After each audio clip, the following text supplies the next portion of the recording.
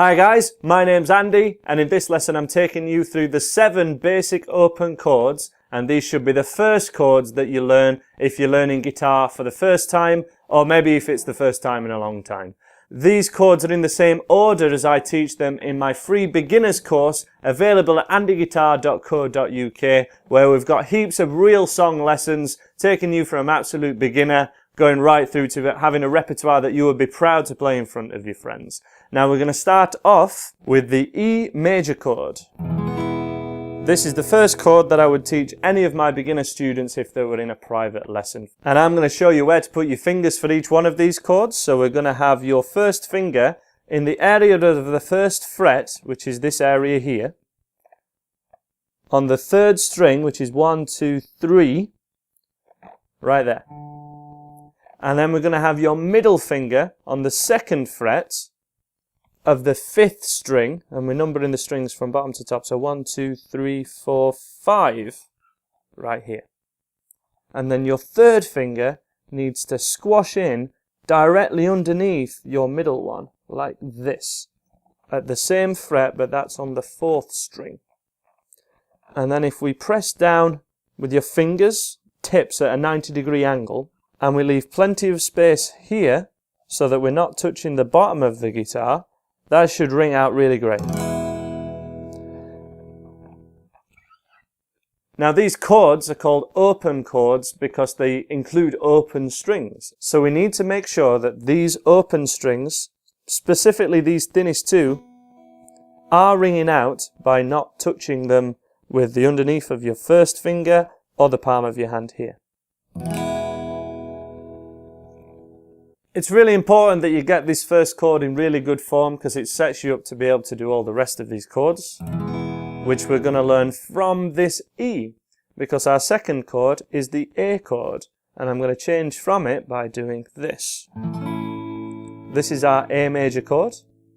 Now what we did was, when we were on the first chord, we keep our first finger down, and we're going to call that our anchor finger, and we're going to slide that just over the metal strip that goes down over that metal fret, but keeping on the same string so it never actually lifts off. And we're going to move your middle finger just above at the same fret, but on the string directly above. And then your 3rd finger goes directly below that string which your first finger is on. So essentially we've got 1, 2, 3 if we're learning this chord afresh. Now, because this is the second chord we've done, we actually want to strum it from the 5th string here, from the next string down. And that makes sure that we've got the lowest note as an A, because this is the A chord. Now, these first 2 chords are in line with level 1 of my beginner's course, and that level is all about mastering the change between the E and the A by keeping that first finger down and sliding over. The next chord we're going to learn is the D chord. So this chord, again, we can keep our first finger exactly where it is at the same fret, but it would be great if we could move it this way just a little bit, because when we're at this side of the fret, everything rings out a little sweeter than it does at this side of the fret. Everything sounds better when we're just here. And this is our D chord. A very bright, happy sounding chord. And we have your first finger, again where I said before. We've got your middle finger on the 2nd fret of the 1st string. And then we make a little triangle shape by having our 3rd finger at the 3rd fret of the 2nd string here. So 1, 2, and 3. And then we strum from the 3rd string from the thickest one, because that is the open D string. So E, A, D, and they're our first 3 chords. Nice and logical. To check that these chords are ringing out great, you'll want to do a strum with them, and then pick each individual string, and then do a final strum. So strum, pick, and strum. That way we're checking that there are no strings that sound a little bit like this. Okay, so if we've got any strings here that aren't ringing out for you, a great tip is to make sure you're on the tips of your fingers. You want to be right at 90-degree angle And you want to make sure that none of your fingers are hitting the string underneath, and we're allowing a little bit of room, as I say, not touching the bottom of your guitar. And it's E, A and D chords that make up level 2 of my beginner's course. The next chord we're going to go for is a G major chord, and it's played like this.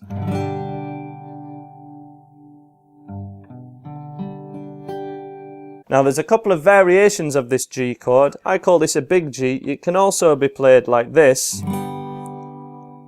but I find it's best in the context that we're going to use it with the songs that you'll want to learn with these open chords, that we go for the 4-fingered G chord, which is also called a big G, because it's easier to change to the D chord, which is a really common change, G to a D, by keeping that 3rd finger down. So we've got the G chord, which is the new one, and then the D chord. You can see that 3rd finger is now the anchor.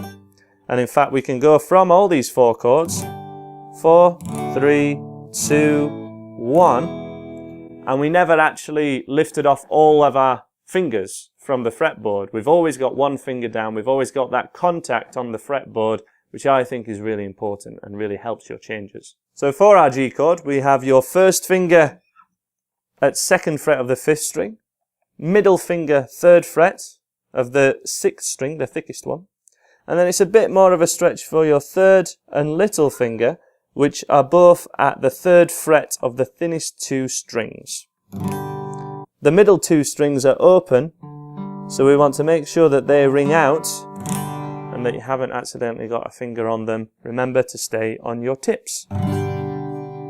And this G chord makes up level 3 of my free beginner's course, which also includes the D chord and the A chord. It works between those changes. So that's our first 4 chords, which are major chords. These are happy sounding chords, but can be summarized by saying just the G chord, for example. We don't have to say G major all the time. But the next 2 chords we're covering are minor chords. Now these are sad sounding chords, and if music is an expression of emotion, we kind of need the happy and the sad, and it's the mix that makes things sound really good.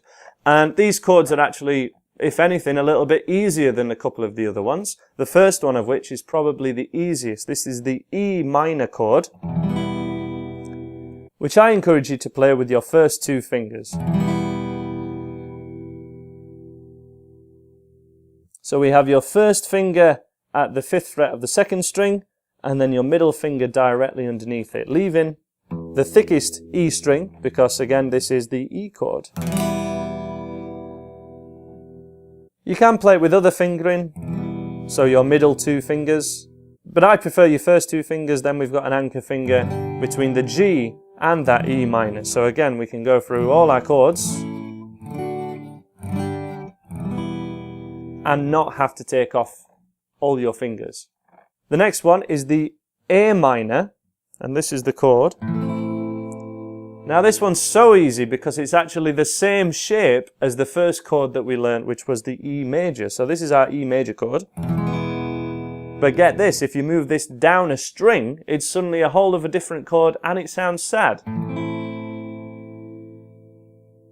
And remember, we want to strum from our open A string and not strum that thickest E note, because this is an A chord, so we still strum from that open A string. There aren't too many songs that use just minor chords, but there are a few, and they make up level 4 of my beginner's course. The final chord we're going to go for in this lesson is a C major chord. Now this was actually the first chord that my older brother taught me when I was around 9 or 10, and it's a little bit more of a stretch, so it's not ideal for an absolute beginner, but it is really commonly used. And this is our C major chord. So we got 2 fingers where they were actually on the A minor chord. First finger, 1st fret of the 2nd string. Middle finger on the 4th string, 2nd fret. And 3rd finger, bit of a stretch, 3rd fret of the 5th string. So we have 1, 2, 3. Give it a strum, pick each individual string, and strum again. Now, a great thing to remember with this C chord in particular, which can be quite tricky for a lot of people, is to have your fingers on this angle. So if you're going for this chord and plenty of others, and have your fingers vertical along with the frets, so in line with the frets going down, you're going to find it a real struggle. It's going to be a real stretch for your hand, which will feel very unnatural for you. Now, if we put our hands on this angle, so all your fingers are basically curled up and pointing towards yourself, you'll find it a much more comfortable grip for your hand, and it can, in time, become second nature. That chord again, 1, 2, 3, and this is our C chord, which we would strum from string 5 all the way down. So if you were able to follow that video and play each one of those chords as we went through them, then you've done a really great job. I really can't undersell that. That's really fantastic. No matter if you found that an easy or a difficult exercise, the actual test for this and the way you want to practice it is exactly the same. And it comes down to the changes between the chords, as well as just learning each one of them in turn, remembering the names and so forth. But the real trick to nailing these chords is getting your fingers to remember where to go more instinctively, having that muscle memory, and being able to get the changes between the chords, not just the chords themselves. So every one of those chords, as I say, we can change through them by keeping one finger down as we go. There's the E chord. We keep our first finger down and change to the A. We keep our first finger down again and change to the D. We keep our third finger down this time and we change to the G. We keep the first finger down and change to E minor. We keep the middle finger down and change to A minor. And we keep the first two fingers down to change to the C chord.